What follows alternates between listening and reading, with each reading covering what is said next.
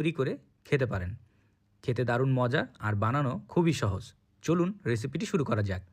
একটি বাটিতে নিয়ে নিব ময়দা, তার সাথে দিয়ে দিব সামান্য লবণ, এরপর দিয়ে দিব পরিমাণ মতো তেল। তারপর এই সবগুলোকে একসাথে ভালোভাবে মিক্স করে নিব। আপনারা কে কোথা থেকে আমার এই ভিডিওটি দেখছেন অবশ্যই কমেন্ট করে জানাবেন, আমি আপনাদের সবার কমেন্টের উত্তর দিব।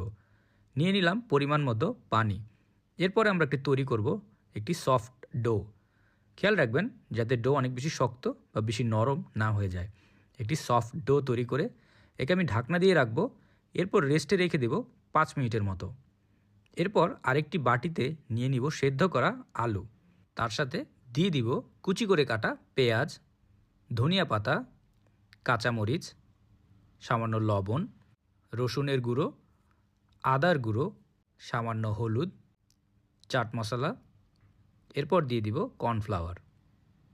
তারপর এই সবগুলোকে একসাথে আমরা ভালোভাবে মিক্স করে নিব। মিক্স করার সময় অবশ্যই খেয়াল রাখবেন যাতে সবগুলো উপকরণ একসাথে খুব ভালোভাবে মিক্স হয়ে যায়, কোনো অংশ বাদ পড়ে না যায়। এই মিশ্রণটি আমরা আমাদের রুটির মাঝখানে ব্যবহার করব। আমার মিশ্রণটি তৈরি হয়ে গেছে। এখন আমি মিশ্রণটিকে একটু পাশে রেখে দিয়ে আমি আমাদের ডোটিকে বের করে নিয়ে আসব। রেস্ট করা হয়ে গেছে। তো এখন এই ডো দিয়ে আমি রুটি বানানো শুরু করব। তার আগে আমি এই ডোটিকে একটু লম্বা করে 2 ভাগে ভাগ করে নিলাম। এরপর একটি বেলুনির সাহায্যে আমি একে বেলে নিচ্ছি। রুটির মতো করে বেলে নিতে হবে। খেয়াল রাখবেন যাতে পাতলা একটি রুটি হয় আর একটু বড় রুটি তৈরি করতে হবে। এর ভিতরে আমি এখন দিয়ে দিব আমার আলুর মিশ্রণটি খুব ভালোভাবে এর ভিতরে ছড়িয়ে দিতে হবে যাতে পুরো রুটির গায়ে এই মিশ্রণটি লেগে যায়, কোনো অংশ বাদ পড়ে না যায়। তারপর আমি আরও একটি রুটি এর উপরে দিয়ে দিব।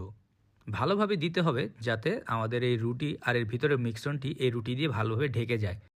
এরপর আস্তে আস্তে করে আমরা একটু বেলে নিব। হয়ে গেলে একটি ছুরির সাহায্যে একে আমরা সুন্দর করে লম্বা লম্বা করে কেটে নিব। আমি যেভাবে কাটছি আপনারা ঠিক একইভাবে কেটে নেবেন। যেহেতু রুটি কাঁচা তাই একটু কাটতে কষ্ট হতে পারে, তো আস্তে আস্তে করতে হবে।